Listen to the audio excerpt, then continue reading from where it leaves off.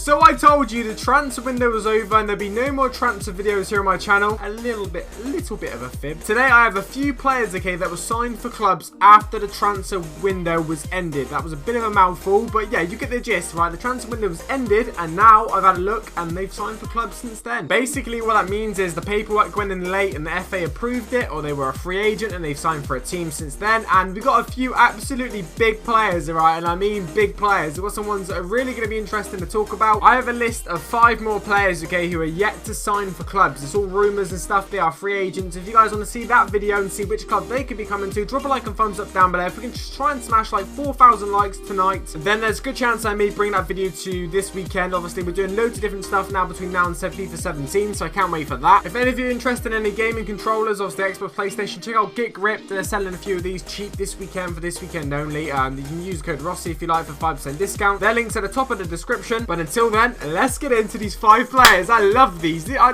just buzzed off transfer videos. Now, the first player we're going to take a look at today is a super interesting one. Now, Flamini, as you guys are aware, obviously ex-Arsenal, now at Crystal Palace. Okay, he signed Crystal Palace a few days ago after the transfer window ended. Obviously, it's the whole point of this video. But what's interesting about this guy, he's never ever gone for a transfer fee. Okay, so he went from Marseille to Arsenal on a free. He went from Arsenal to Milan on a free. He went from Milan to Arsenal back on a free. And now Arsenal to Crystal Palace on a free. This guy costs nothing. So that's what makes this player really interesting. He's played for huge clubs, obviously Arsenal, Milan, Marseille. I think that's what makes this guy really interesting, the fact that he's never signed for a transfer fee. There's not many players like that have been in, you know, so many big clubs. Now, he has decided that he's going to stay in the Premier League. Now, apparently this guy's really well off for money. He's involved in some business, some of that, some biochemical business that he's going to be a billionaire from, apparently. So it's not really about the money, I don't think, for him. It's obviously a case of he still wants to be playing football at a high standard. He still wants to be living in London. You know, that's probably one why he went back to Arsenal after Milan. But that's alright. In this instance, he was a free agent who can sign for a club at any point. You know, he's not a transfer from one club to another. Yes, it was at Arsenal last season, but his contract expired. Let's move on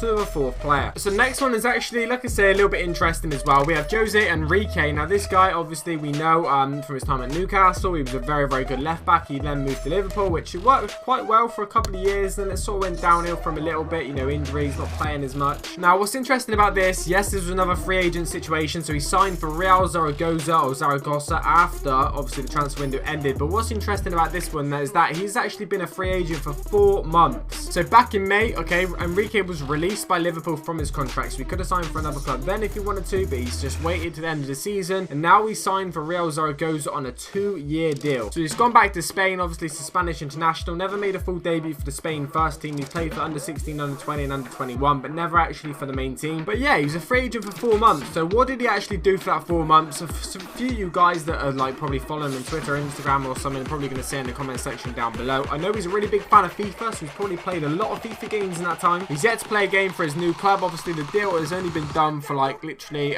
like 2 days. Okay, the deal's only been done for 2 days, so he hasn't been playing obviously yet. I wish him all the best of luck. He's 30 years of age. He does have a few more years left in him, and hopefully he does well back in Spain. All right, something a little bit interesting about the next one. Okay, obviously they're all quite interesting. That's why I've tried to put them in this video. But we have Victor Anichebe, who played for West Brom and Everton previously. He played quite well for Everton. Well, played a lot of games for him.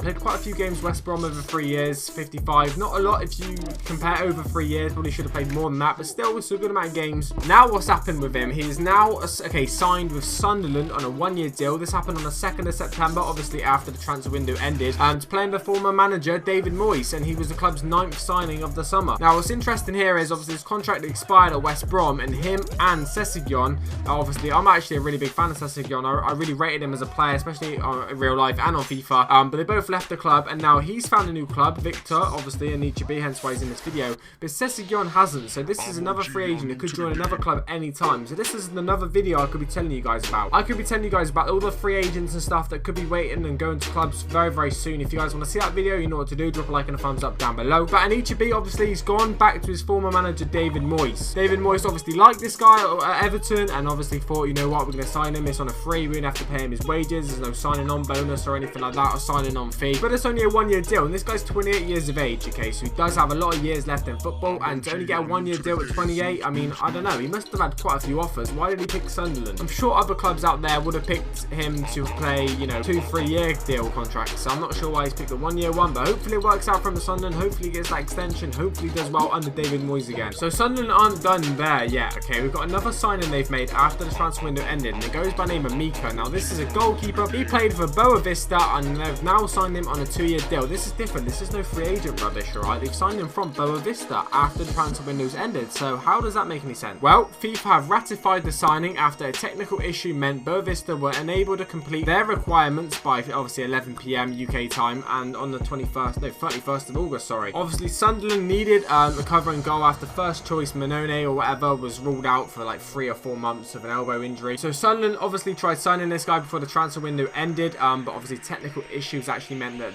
the deal couldn't be completed. But FIFA said we accept that reasoning and we've allowed the transfer to go through. So yes, this is literally Sunderland's second signing after the transfer window's ended. This one was, well, you know, a legit one that just had a little bit of an issue. The other one was a free agent. Sunderland, quite a few signings this transfer window, or should I say outside of the transfer window. Now lastly, we have got the Lord, alright, they call him the Lord, I'm not sure why, Bendtner. Now a lot of people really like this guy Arsenal, I'm not sure really why, everyone just sort of rated him as a bit of a legend. So he's now signed a 2-year deal with Nottingham Forest, okay, which is a very interesting one. He's back in the Championship. He was there originally in the Championship with Birmingham actually when he was 18 years of age on loan from Arsenal, so he's done it in the Championship before, but 2-year deal. Now he's left Wolfsburg obviously after their contract and stuff. Apparently he's just pretty gutted about the situation there. He's left Wolfsburg, he's now a free agent. The free agent staff obviously after the transfer window you can sign at any point. He's back in the football and he's in English football as well. So anyway guys, there are a lot of 5 players here that are back in football after the transfer window obviously ended. Now hopefully you have enjoyed this video and you want to see another one this weekend. Make sure you drop a like and a thumbs up down below. Just smash a comment, smash a like, smash a subscription.